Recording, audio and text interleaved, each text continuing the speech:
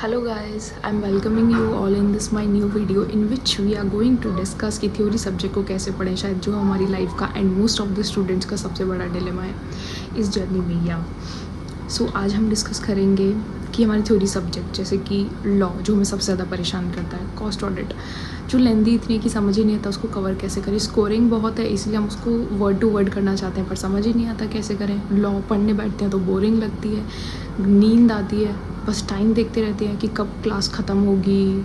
और जब क्लास ख़त्म भी हो जाए उसके बाद जब 2 दिन बाद या अगले दिन नोट्स उठाते हैं तो पिछला कुछ याद ही नहीं होता। तो कैसे हम उसको टैकल करें? तो थ्योरी पढ़ने का एक जो वे है वो ये है कि आप छोटे छोटे चंक्स में पढ़ें। लाइक आप क्लास भी कर रहे हो, उसका मान लो सामने आपका क्लास चल रहा है, नोट्स भी बनाने हैं। और हाँ, सबसे बड़ी बात, जब हम किसी सब्जेक्ट को पढ़ते हैं जो हमें बोरिंग लगता है और हम जब उसके साथ में नोट्स बनाते हैं ना, तब हमें पता नहीं लगता कि हमारा टाइम कहाँ चला गया। बिकॉज नोट्स थ्योरी सब्जेक्ट में एक ऐसा सहारा है जिसके सहारे हम लोग बैठ पाते हैं इतना टाइम कि हम पूरी क्लास कंप्लीट कर पाएँ। तो हाँ, so back to the point, हम कहाँ थे कि हम अपनी थ्योरी सब्जेक्ट को कैसे करें। तो आपको कैसे करना है, मान लीजिए आप लॉ लेके बैठे हैं, आपके सामने क्लास चल रही है, आप यहाँ बैठे हैं, बोर हो रहे हैं। आपकी मान लीजिए क्लास है 1 घंटे की, 1.5 घंटे की, लेकिन आपको लग रहा है यार कब होंगे ये, 1 घंटा कब होगा, ये 1.5 घंटा कब होगा, ये तो 20 ही मिनट हुए हैं, मैं कैसे बैठूँ। तो अगर आपके साथ ये सब सिचुएशंस आ रही है तो आप एक काम कीजिए, ऐसे मत बैठिए। मान लीजिए आपकी क्लास 1.5 घंटे की है, you don't have to sit for 1.5 hour long at one place. आप क्या कीजिए, आपकी कैपेसिटी के अकॉर्डिंग, मान लीजिए आपकी कैपेसिटी है कि आप एक बार में 30 मिनट्स की सिटिंग लगा सकते हैं। सो आप क्या कीजिए कि फ़ोन में अलार्म डालिए 30 मिनट्स का, उसको साइड पे रखिए, अप साइड डाउन रखिए फ़ोन को, लाइक उसका डिस्प्ले शुड बी दिस, ऐसे रखिए अपने फ़ोन को और बैठ जाइए पढ़ने के लिए। लेकिन उन 30 मिनट्स में आप लोगों का जो फोकस है वो एट पीक होना चाहिए। एट पीक मीन्स कि आप लोग यहाँ वहाँ कहीं भी डिस्ट्रैक्ट नहीं हो रहे या फिर कोई थॉट्स आपके माइंड में नहीं घूम रहे। वो जो 30 मिनट्स हैं वो सिर्फ उस क्लास के लिए डेडिकेटेड होंगे। क्योंकि वो क्यों मैं आपको बोल रही हूँ, क्योंकि जब आपकी जो दुविधा है वो 1.5 घंटे से कम करके फ़िलहाल 30 मिनट्स की है, तो वो 30 मिनट्स तो आप अपनी पढ़ाई को दे ही सकते हैं। तो आपको वो 30 मिनट्स वहाँ पर बैठना है, वो स्लॉट लगाकर। जब भी वो 30 मिनट हो जाए उसके बाद आप 10 मिनट का ब्रेक ले लीजिए, 5 मिनट का, 10 मिनट का, कुछ खाइए, कुछ अच्छा देख लीजिए। लाइक सबसे अच्छा चीज़ जो हम खाते वक्त देखते हैं, Tarak Mehta, hit like if you all relate with that. And वो देखने के बाद थोड़ा सा माइंड फ्रेश हो जाता है। फिर और 30 मिनट्स के लिए बैठिए, ऐसे करके 1 घंटे की क्लास हो गई, फिर 10 मिनट का ब्रेक लीजिए, फिर 30 मिनट्स बैठिए।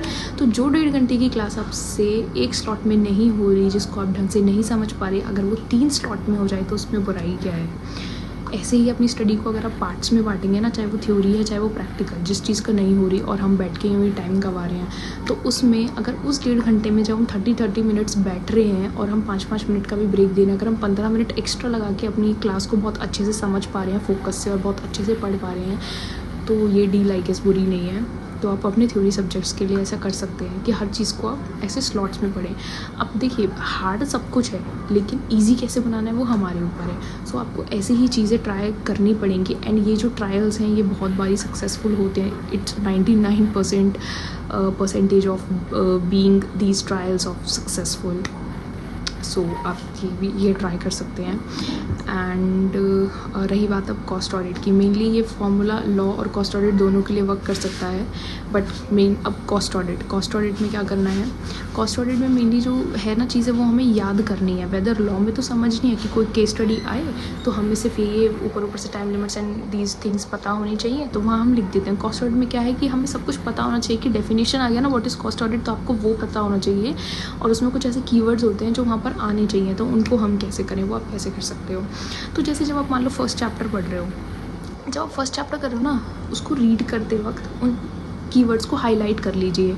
या फिर जैसे अगर आप किसी टीचर से पढ़ रहे होंगे ना तो वो तो हाईलाइट कराएंगे, तो there is no point of doubt there, तो वो लोग तो हाईलाइट कराएंगे। लेकिन जब आप पढ़ लेते हैं, अब आपके कीवर्ड्स हाईलाइट हो गए, तो अब क्या करो कि उस चैप्टर को आपने एक बार तो टीचर ने पढ़ा दिया, एक बार पढ़ने के बाद आप खुद रिवाइज़ करो।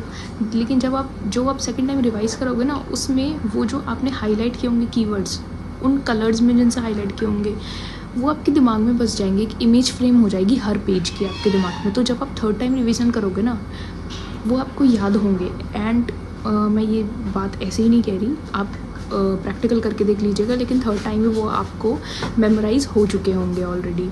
और जितने भी चीज़ें हैं लाइक बेनिफिट्स, एडवांटेजेस, डिसएडवांटेजेस, इनके सिर्फ आपको क्या करना है कि एक बार पूरा सेल्फ स्टडी करना है बस, कि इनके डिटेल में क्या है। आपको याद जो रखना है वो इनकी हेडिंग्स के लिए आप निमोनिक्स बना सकते हैं, तो वहाँ से याद हो जाएगा।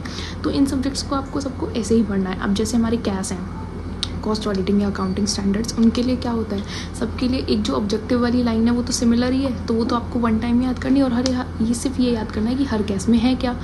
तो हर सब्जेक्ट में थोड़ी बहुत डिफ़िकल्टीज़ तो हैं, लेकिन जब आप उनको तोड़ तोड़ के पार्ट्स एंड पार्सल में पढ़ेंगे ना, तो हर चीज़ आपको थोड़ी सुलझी हुई लगने लगेगी।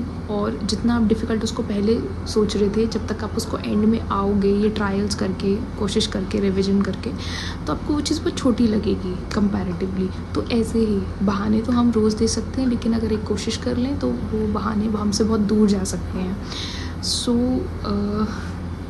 मैं यही कहूँगी कि वो कोशिश आपकी आज से ही स्टार्ट होनी चाहिए। एंड होपिंग कि आप जितने भी लोग ये वीडियो देख रहे हैं इस बार आई एम होपिंग कि आप सबका इस बार ग्रुप पास हो जाए, एंड जो लोग लास्ट ग्रुप दे रहे हैं वो लोग CMA बन जाए। एंड बस wishing you all the best. And मैं हर रोज़ यही ट्राई कर रही हूँ कि आपकी हर प्रॉब्लम को कैसे सॉल्व कर पाऊँ, because I am my self a student. मुझे पता है कि कितने प्रॉब्लम्स आती हैं, एंड जब कभी हमें इन चीज़ों का आंसर ना मिले तो ये हमें और ज़्यादा परेशान करती हैं, बॉदरेशन लाती हैं माइंड में, एंड जिनकी वजह से हमारी सारी जो प्रैक्टिस है, रिविजन है, पढ़ाई है, सब कुछ हमसे दूर जाता चला जाता है। तो आई डोंट वांट दैट कि वो आप सब लोगों के साथ भी ऐसा हो। एंड आप लोग अपनी सारी प्रॉब्लम्स मेरे साथ शेयर कर सकते हैं, एंड आई विल ट्राई कि मैं उन पर वीडियो बना पाऊँ, आप लोग को बेस्ट पॉसिबल वे दे पाऊँ। सो या hit like if you like my videos every day, and subscribe ऐसे ही नए नए प्रॉब्लम्स का सोल्यूशन देखने के लिए। And thank you for watching me.